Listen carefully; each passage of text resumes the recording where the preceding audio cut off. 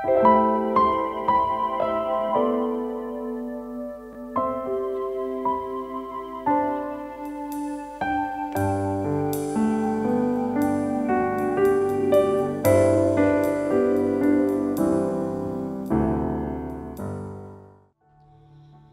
selamat pagi Bapak dan Ibu semuanya.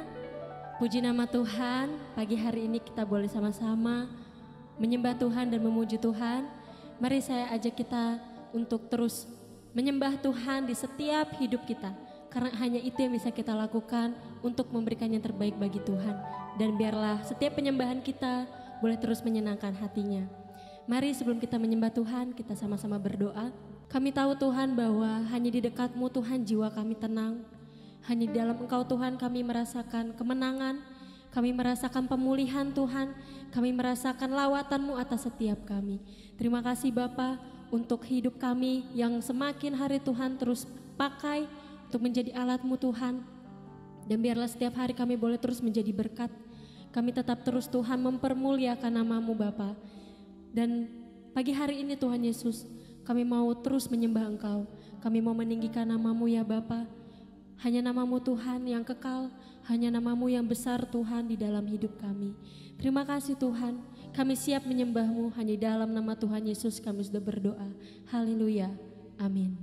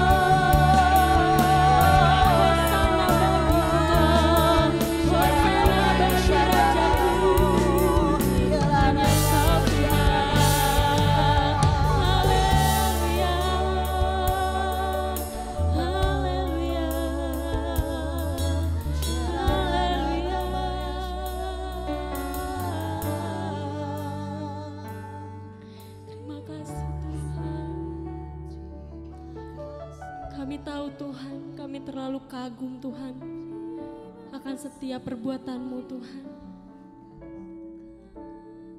Sebab Engkau yang layak dipuji selama-lamanya.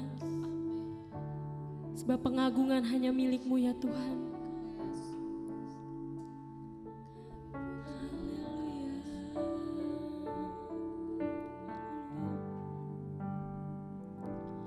Ku kagum hormat akan Engkau ya Tuhan.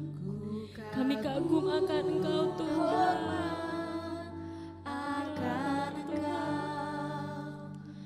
Kau Allah yang layak dipuji. Ku kagum akan Engkau. Sama-sama nyatakan. Ku kagum hormat akan Engkau. Ku kagum hormat akan Engkau. Kau Allah yang layak dipuji. Ku kagum akan Engkau.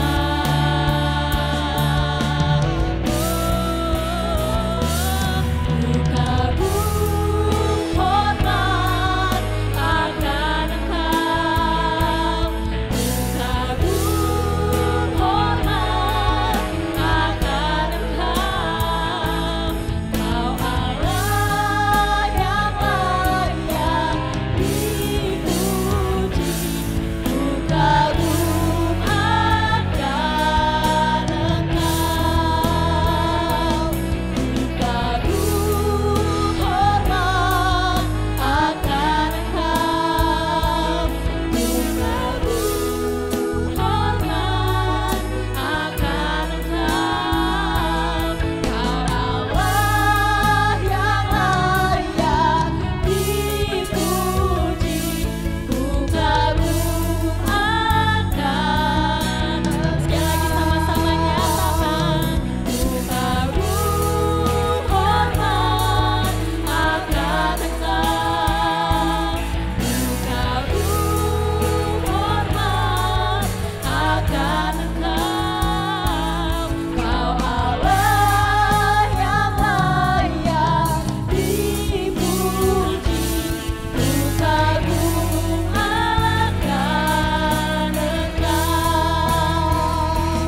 Kau Allah yang layak dipuji. Ku kagum akan Engkau. Pada mulanya adalah Firman. Firman itu bersama-sama dengan Allah, dan Firman itu adalah Allah. Ia pada mulanya bersama-sama dengan Allah. Segala sesuatu dijadikan oleh Dia, dan tanpa Dia tidak ada sesuatu pun yang telah jadi dari segala yang telah dijadikan. Dalam Dia ada hidup, dan hidup itu adalah terang manusia. Terang itu bercahaya di dalam kegelapan, dan kegelapan itu tidak menguasainya. Datanglah seorang yang diutus Allah, namanya Yohanes. Ia datang sebagai saksi untuk memberi kesaksian tentang terang itu, supaya oleh Dia semua orang menjadi percaya. Ia bukan terang itu, tetapi Ia harus memberi kesaksian tentang terang itu. Terang yang sesungguhnya, yang menerangi setiap orang, sedang datang ke dalam dunia. Ia telah ada di dalam dunia, dan dunia dijadikan olehnya, tetapi dunia tidak mengenalnya. Ia datang kepada milik kepunyaannya, tetapi orang-orang kepunyaannya itu tidak menerimanya. Tetapi semua orang yang menerimanya diberinya kuasa supaya menjadi anak-anak Allah, yaitu mereka yang percaya dalam namanya. Orang-orang yang diperanakan bukan dari darah atau dari daging, bukan pula secara jasmani oleh keinginan seorang laki-laki, melainkan dari Allah. Firman itu telah menjadi manusia dan diam di antara kita, dan kita telah melihat kemuliaannya, yaitu kemuliaan yang diberikan kepadanya sebagai anak tunggal Bapa, penuh kasih karunia dan kebenaran.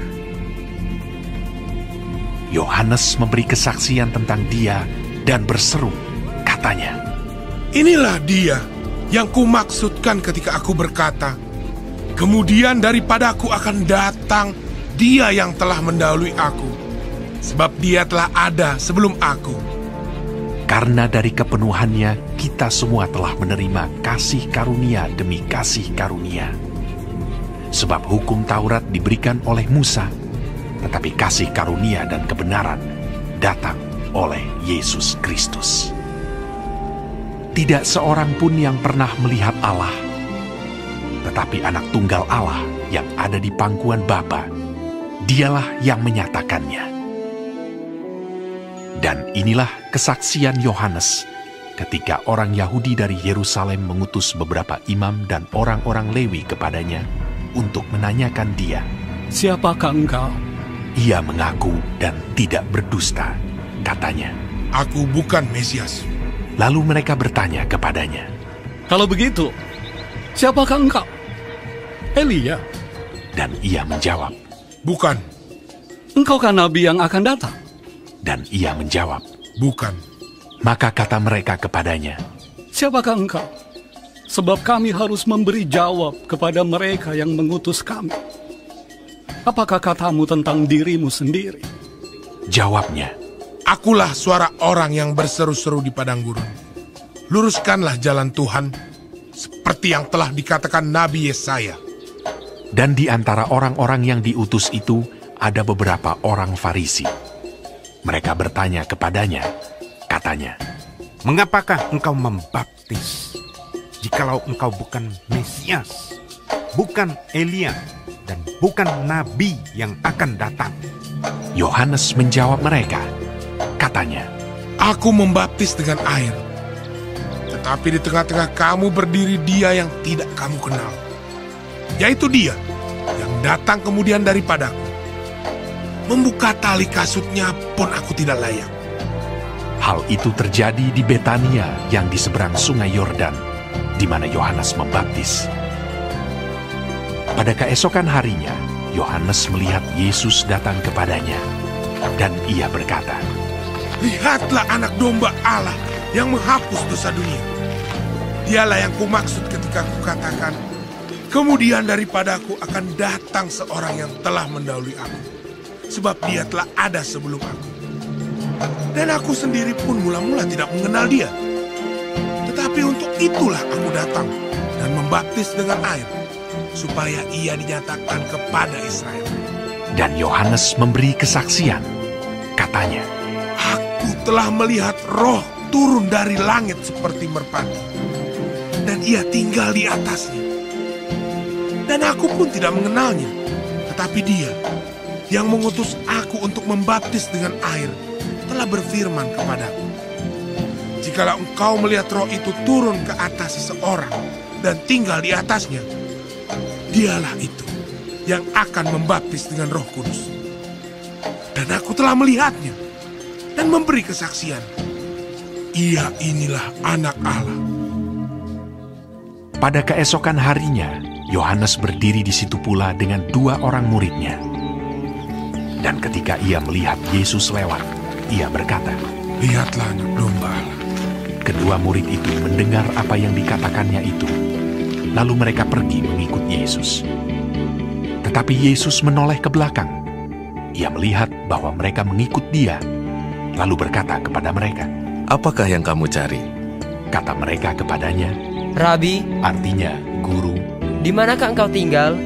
Ia berkata kepada mereka, "Marilah, dan kamu akan melihatnya."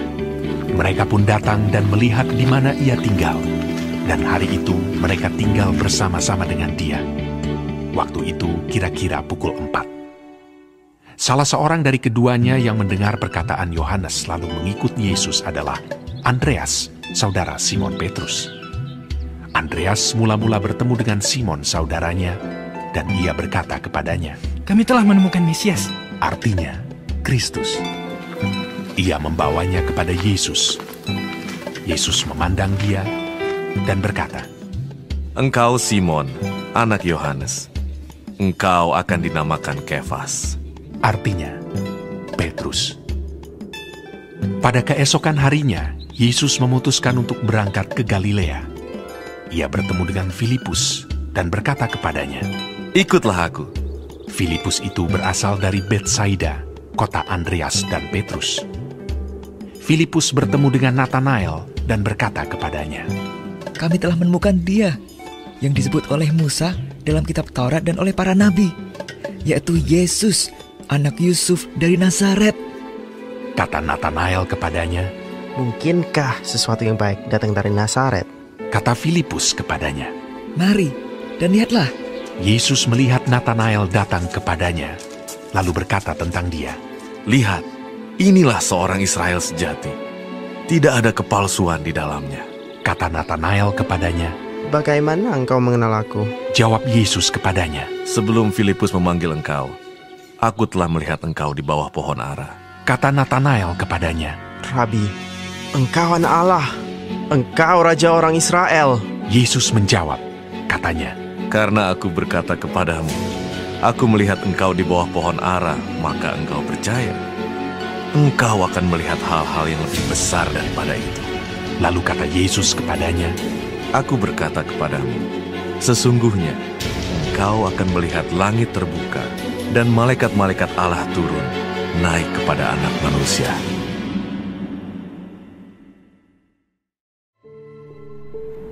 Tuhan Yesus, terima kasih untuk pagi hari ini. Terima kasih untuk berkat yang boleh kami terima dari malam sampai dengan pada pagi hari ini. Tuhan, kami mau berdoa untuk setiap hamba-hamba Tuhan dimanapun mereka berada. Kiranya Engkau memberkati pelayanan mereka, jadikan mereka berkat dimanapun mereka ditempatkan. Kami juga berdoa untuk bangsa dan negara kami Indonesia. Kami berdoa untuk setiap kesejahteraan dan apapun yang menjadi masalah di bangsa dan negara ini. Kami percaya bahwa Engkau turut campur tangan dalam setiap masalah yang ada di bangsa ini. Berkati setiap pemimpin yang ada. Kami percaya bahwa mereka adalah orang-orang yang Tuhan pilih. Kami juga berdoa untuk setiap anak-anak-Mu yang sedang mengalami sakit penyakit. Kami berdoa kiranya Engkau Tuhan memberikan kesembuhan yang luar biasa. Biarlah mereka boleh menjadi kesaksian dalam kehidupan mereka, bahwa Engkau turut bekerja dalam setiap hidup mereka. Terima kasih Tuhan. Bapa kami yang di surga, dikuduskanlah nama-Mu, datanglah kerajaan-Mu, jadilah kehendak-Mu di bumi seperti di surga. Berikanlah kami pada hari ini makanan kami yang secukupnya, dan ampunilah kami akan kesalahan kami, seperti kami juga mengampuni orang yang bersalah kepada kami. Dan janganlah membawa kami ke dalam pencobaan, tetapi lepaskanlah kami daripada yang jahat. Karena Engkaulah yang mempunyai kerajaan, dan kuasa, dan kemuliaan, sampai selama-lamanya. Amin.